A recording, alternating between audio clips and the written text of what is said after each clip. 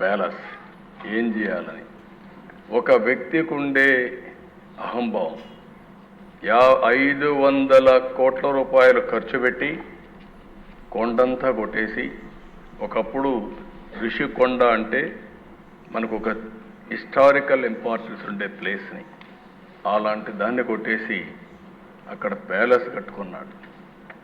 ఆ ప్యాలెస్ కట్టుకోవడం ఇప్పుడు వాళ్ళ నాయకులు చెప్తున్నారు. ఎందుకు కట్టారంటే ప్రధానమంత్రి ప్రెసిడెంట్ ఆఫ్ ఇండియా వస్తారంట, వాళ్ళ కోసం నేను ప్యాలెస్ కట్టాడంట. అంటే ఇంక మనం అందరం నమ్మాల దిశ. అంటే ఈ రాష్ట్రంలో ఎక్కడికి పోతుందో నాకైతే అర్థం కావడం లేదు. శాశ్వతంగా కొంతమంది నాకు వచ్చి చెప్పారు, ఓసారి ఒక్కొక్క వ్యక్తి ఏ విధంగా తలుస్తారు, భగవంతుడు ఏ విధంగా నిర్ణయిస్తాడనేది ఇది ఒక ఉదాహరణ దిశ.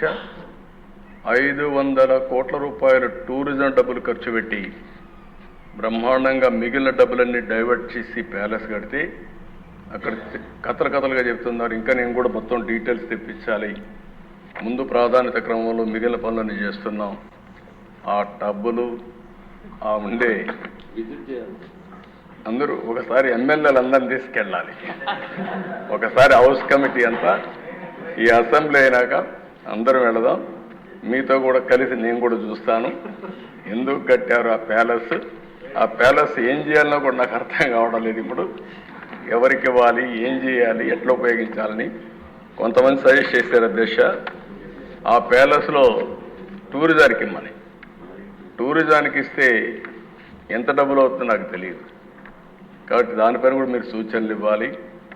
ఇక్కడ కూడా ప్రజా వేదిక కూల్చేశారు. ఆ 7 స్టార్ హోటల్ దానికి మేనేజ్మెంట్ మీకే ఇస్తాం.